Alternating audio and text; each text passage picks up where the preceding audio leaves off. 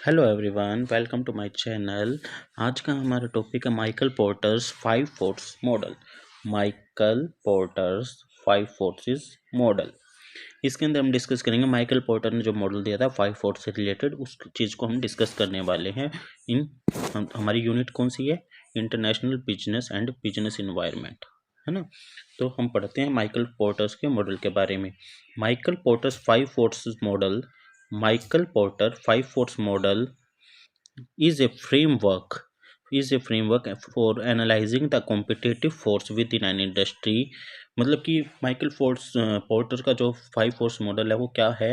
एक फ्रेमवर्क है। किसके लिए? एनालाइज करने के लिए। किस चीज़ को एनालाइज करने के लिए? Competitive force with in an industry. एक इंडस्ट्री के अंदर कौन कौन से कॉम्पिटिटिव फोर्स काम कर रहे हैं, उन चीज़ों को एनालाइज करने के लिए माइकल पोर्टर ने एक 5 फोर्सेस का मॉडल दिया। दीज 5 फोर्सेस आर, कौन कौन से 5 फोर्स मॉडल हैं देखते हैं। ये देखिए इस पिक्चर्स के थ्रू। फर्स्ट है हमारा थ्रेट्स ऑफ न्यू एंट्रेंस। इसमें क्या बताया कि थ्रेट्स ऑफ न्यू एंट्रेंस, नई एंट्री के साथ हमारे पास कौन सा थ्रेट्स आता है। सेकंड है bargaining power of customer. Bargaining power कितनी है कस्टमर के पास। थर्ड है बार्गेनिंग पावर ऑफ सप्लायर। एक सप्लायर के पास कितनी बार्गेनिंग पावर है। फोर्थ है थ्रेट्स ऑफ सब्सटीट्यूट प्रोडक्ट्स। हमारी मार्केट के अंदर, इंडस्ट्री के लिए हमारे प्रोडक्ट के कितने सब्सटीट्यूट अवेलेबल है। फिफ्थ है कॉम्पिटिटिव राइवलरी, कि हमारे मार्केट के अंदर हमारा कितना कंपटीशन अवेलेबल है, हमारी कितनी कंपटीशन है। तो फर्स्ट पॉइंट हम अब आगे डिस्कस करेंगे फर्स्ट पॉइंट के साथ, कि जो ये 5 फोर्स हैं उनको डिस्कस करेंगे। फर्स्ट है threats of new entrance. Threats of new entrance की नई एंट्री का थ्रेट्स करता है। ये 5 फोर्सेस मॉडल में ये पॉइंट क्या एग्जामिन करता है। एग्जामिन हाउ इजी और difficult it is for new companies to enter in the industries. ये क्या पॉइंट ये बताता है हमें कि हमारी इंडस्ट्री क्या होती है। जैसे हम टेक्सटाइल इंडस्ट्री की बात कर लेते हैं, कि हमारे कंट्री के अंदर जो भी टेक्सटाइल है, जितने भी टेक्सटाइल के प्रोड्यूसर सप्लायर वगैरह हैं, तो वो सारी की सारी कंपनीज एक टेक्सटाइल इंडस्ट्रीज के अंदर काम आ जाती है, एक गिनती में आ जाती है।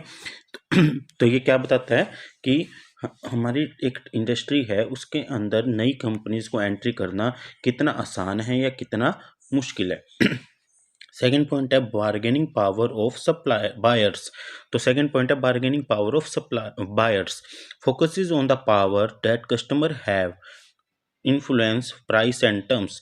तो ये किस पॉइंट के ऊपर बात करता है, कि इस पॉइंट पर बात करता है कि हमारे जो कस्टमर्स हैं उनके पास कितनी पावर है कि हमारे प्रोडक्ट के प्राइस और हमारे जो सेलिंग टर्म्स होती हैं, किसी भी प्रोडक्ट को सेल करने के लिए हम जो टर्म्स एंड कंडीशन रखते हैं, तो सेलिंग टर्म्स को कितना इन्फ्लुएंस कर सकते हैं। Bargaining power of buyer, it is called bargaining power of buyers. Third point है bargaining power of suppliers. Bargaining power of supplier assesses the influence suppliers have over the industry in terms of pricing and supply। तो ये point क्या बताते हैं कि ये ऐसी power को बताता है जो सप्लायर के पास है, कि वो उस इंडस्ट्री के अंदर एक हम जो वो भी प्रोडक्ट, सप्लायर का काम क्या है, वो प्रोडक्ट सप्लाई करता है। तो कोई भी प्रोडक्ट सप्लाई करने के लिए उस प्रोडक्ट की प्राइसिंग और सप्लाई को कम ज़्यादा करने की पावर कितनी है उस सप्लायर के पास। थर्ड पॉइंट हुआ bargaining power of supplier. Fourth point क्या है हमारा? Threads of substitute products and services. तो हमारी मार्केट में हम जो भी चीज़ बेच रहे हैं, सर्विस प्रोवाइड कर रहे हैं, उसके लिए कितने सब्स्टिट्यूट अवेलेबल है। Consider the availability of alternative products और services that could replace those of the industries. मतलब कि क्या बताता है कि हमारी इंडस्ट्री के अंदर ऐसे कितने प्रोडक्ट और सर्विसेज अवेलेबल है जो हमारे प्रोडक्ट या सर्विस को सब्स्टिट्यूट कर सकती है, अल्टरनेट दे सकती है। कि कोई भी हमारा जो बायर है, हमारा जो कस्टमर है, हमारे प्रोडक्ट को छोड़ के उनके प्रोडक्ट के पास जा सके, दूसरी कंपनी का प्रोडक्ट खरीद सके। तो ये क्या होता है? This is called threat of substitute products और सर्विसेज। फोर्थ फिफ्थ पॉइंट हमारा क्या है? Intensity of competitive rivalry. Fifth point क्या है? Intensity of competitive rivalry and analyse the level of competition among existing company in the industries. हमारी industry के अंदर हमारे सेम प्रोडक्ट वाली चीज़ें बनाने वाली कंपनी कितनी हैं, उनके बीच में कितना कंपटीशन का लेवल है, कितना हाई लेवल का कंपटीशन है, लो लेवल का कंपटीशन है, मीडियम लेवल का कंपटीशन है। ये उस बात के लिए उस फोर्स को डिस्क्राइब करता है कौन, इंटेंसिटी ऑफ कॉम्पिटिटिव राइवलरी। आगे हम देखते हैं, this model helps business understand the competitive dynamics. तो ये हम 5 फोर्स मॉडल जो है माइकल पोर्टर का, वो क्या काम करता है, ये हमारी हेल्प करता है बिजनेस की, एक कंपनी की हेल्प करता है क्या अंडरस्टैंड करने के लिए, कॉम्पिटिटिव डायनेमिक, उस इंडस्ट्री के अंदर कितना कॉम्पिटिशन है, उसका क्या डायनेमिक्स है, and make strategic decision based on the identified forces in their industry. तो ये क्या बताता है कि पहले तो इस 5 फोर्स मॉडल के थ्रू हम मार्केट को एनालाइज कर लेते हैं, जितने भी 500 फोर्स हैं हम एनालाइज कर लेते हैं। फिर उस एनालाइज करने के बाद, उन चीज़ों को एनालाइज करने के बाद एक कंपनी अपनी कंपनी के लिए एक स्ट्रेटेजिक बनाती है, स्ट्रेटेजिक डिसीजन लेती है, कुछ पॉलिसीज़ बनाती है, स्ट्रेटजीज बनाती है कि उनको मार्केट में सर्वाइव कैसे करना है, अपनी ग्रोथ कैसे करनी है। Let us delve deeper into each of the Michael porter 5 forces.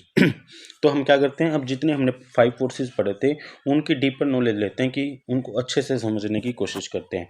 First point है हमारा फर्स्ट पॉइंट है हमारा barriers of new entry. First point था हमारा threats of new entry.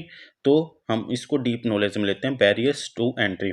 High entry barriers such as capital requirement, economies of scale, brand loyalty can discourage new companies from entering the market. तो barriers to entry का होते हैं, जब भी एक company किसी इंडस्ट्री में एंटर करना चाहती है तो उसके लिए कुछ कंडीशंस हो जाती है, लाइक उसको कैपिटल की रिक्वायरमेंट कितनी है, किसी भी चीज़ को सेटअप करने के लिए कैपिटल रिक्वायरमेंट, कैपिटल मतलब कि पैसा कितना चाहिए, इकोनॉमीज ऑफ स्केल मतलब कि कितने लेवल पे, कितने हाई लेवल पे उन्हें मशीनरी सेटअप करनी पड़ेगी, कितना हाई लेवल का प्रोडक्शन दिखाना पड़ेगा, ठीक है। ब्रांड लॉयल्टी की, उसे इंडस्ट्री के अंदर पहले से जो कंपनीज काम कर रही है उनकी ब्रांड लॉयल्टी कितनी है। ये सब चीज़ें देखने के बाद ये क्या कर सकती है, कैन डिस्करेज न्यू कंपनीज, नई कंपनीज को डिस्करेज कर सकती है, कि उनको लगा सकती है कि हमें इस कंपनी में एंटर करना चाहिए या नहीं करना चाहिए, डिस्करेज कर सकती है, ठीक है। सेकंड पॉइंट क्या है इसी का, स्विचिंग कॉस्ट। स्विचिंग कॉस्ट का मतलब है कि एक चीज़ से दूसरी चीज़ पे जाने के लिए जो स्विच करने में कॉस्ट लगती है। If customer faces high switching cost और loyalty programs, it can create barrier for new entrants. अगर कस्टमर को एक प्रोडक्ट को छोड़ के दूसरे प्रोडक्ट पर जाने के लिए, मान लो मैं कुछ एक प्रोडक्ट पहले यूज़ कर रहा था, फिर मेरे को नई कंपनी आ जाती है कोई, उसका प्रोडक्ट लेने में मेरे को एक हाई कॉस्ट से गुजरना पड़े, हाई कॉस्ट देनी पड़े, तो ये क्या है, एक बैरियर का काम कर सकती है नई कंपनी के लिए, कि वो नई कंपनी जब भी एंटर करे तो उसके लिए एक बैरियर बन जाता है कि हमारा प्रोडक्ट अगर वो खरीदेंगे कस्टमर तो उनको स्विच करने की कॉस्ट देनी पड़ेगी, और स्विच करने की हाई कॉस्ट है तो वो हमारा प्रोडक्ट नहीं लेंगे। ओके। सेकंड पॉइंट था हमारा bargaining power of buyers. Buyers की पावर क्या होती है उसकी नॉलेज लेते हैं। Volume of purchase. Large buyers who purchase in bulk may have more bargaining power, influencing price and terms. इसमें क्या बताया कि अगर ऐसा कुछ बायर है हमारे पास जो कि हमसे एक लार्ज बल्क क्वांटिटी में, एक लार्ज क्वांटिटी में परचेज करता है, हमसे चीज़ें लेता है, उसके पास जितनी उसकी बड़ी क्वांटिटी होगी उतनी ज़्यादा उसके पास बार्गेनिंग पावर होगी, जो पावर हमारे प्राइस और हमारी टर्म्स एंड कंडीशन को इन्फ्लुएंस कर सकती है। Okay. Second point is standardization of products. If products are standardized and easily substitutable, buyers can easily switch suppliers. ठीक है। इसमें क्या बताया कि अगर हमारा ऐसा कोई प्रोडक्ट है जो का एक स्टैंडर्ड बना हुआ है, कि उसी स्टैंडर्ड पे हम बना रहे हैं, उसी स्टैंडर्ड पे कोई और कंपनी बनाएगी, जो रेट हमारा है वो रेट उन्हीं का होगा, सेम चीज़ हो, एक स्टैंडर्ड फिक्स हो, ऐसी चीज़ों को सब्सटीट्यूट करना सब बायर्स के लिए आसान होता है। तो ये भी हमारे लिए बार्गेनिंग पावर ऑफ बायर्स हमारे लिए एक थ्रेट बन सकती है, एक फोर्स बन सकती है, किसके लिए, कंपनीज के लिए। ओके। थर्ड पॉइंट है bargaining power of suppliers. Bargaining power of supplier क्या होती है, देखिए, यूनिकनेस ऑफ इनपुट। अब यूनिकनेस ऑफ इनपुट, यूनिकनेस क्या होती है कि एक जैसा एक ही चीज़ होना। इफ सप्लायर प्रोवाइड यूनिक और scarce input, they may have more power in negotiating prices. ठीक है, अगर हमारा सप्लायर ऐसी कुछ चीज़ देता है, हमें सप्लाई कर रहा है कि और कोई कंपनी और कोई सप्लायर वो चीज़ें प्रोवाइड नहीं कर सकता, तो उसके पास इतनी ज़्यादा पावर होगी कि वो हमारे जो प्रोडक्ट सप्लाई कर रहा है उसकी प्राइसेस को अपनी मर्जी के अकॉर्डिंग वो कर सकता है। ओके, सेकंड पॉइंट है इसका switching cost. Switching cost, high switching cost for companies to change suppliers can increase suppliers power.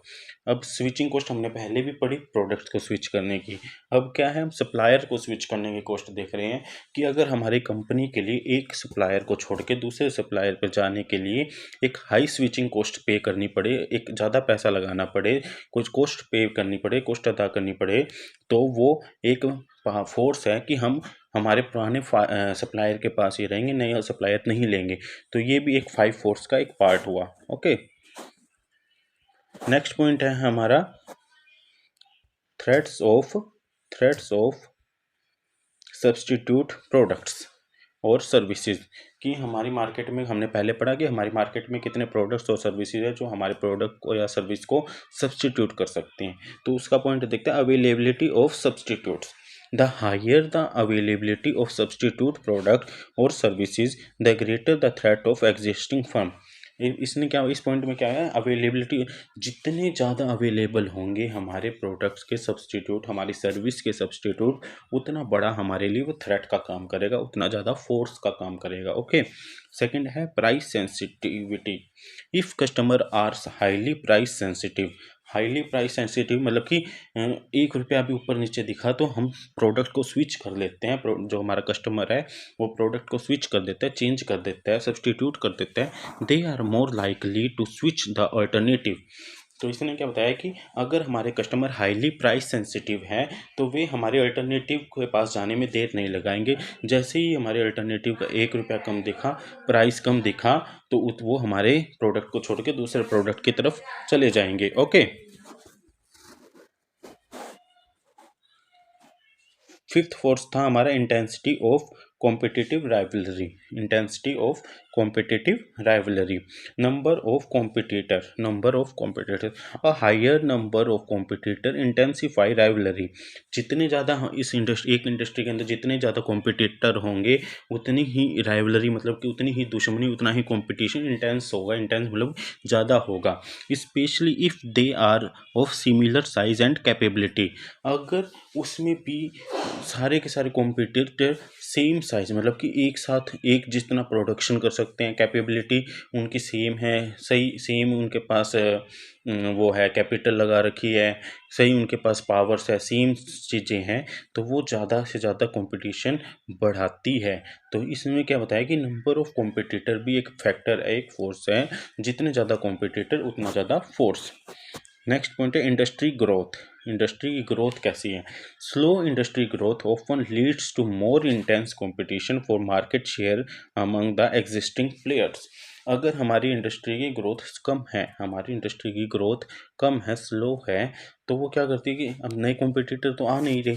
जो पुराने एग्जिस्टिंग प्लेयर्स थे, हमारे एग्जिस्टिंग कॉम्पिटिटर थे, वो ही अपने आप को इम्प्रूव करते जाते हैं और वो किसी दूसरे का शेयर अपने अंदर लेते जाते हैं। मतलब एग्जाम्पल, हमारी एक कंपनी है ए और एक कंपनी है बी। हमारी कंपनी ने नई कुछ टेक्नोलॉजी यूज़ की, हमारे प्रोडक्ट्स को इम्प्रूव किया, ग्रोथ दिखाई, तो वो क्या करेगा, उस बी वाली कंपनी का ही शेयर अपने अंदर ले लेगा। यूँ नहीं है कि कोई नए कस्टमर आ जाएंगे, नए कस्टमर नहीं आए। हमने क्या किया, जो उस कंपनी के कस्टमर थे, बी कंपनी के कस्टमर थे, वो हमारे अंदर हमने कैप्चर कर लिए।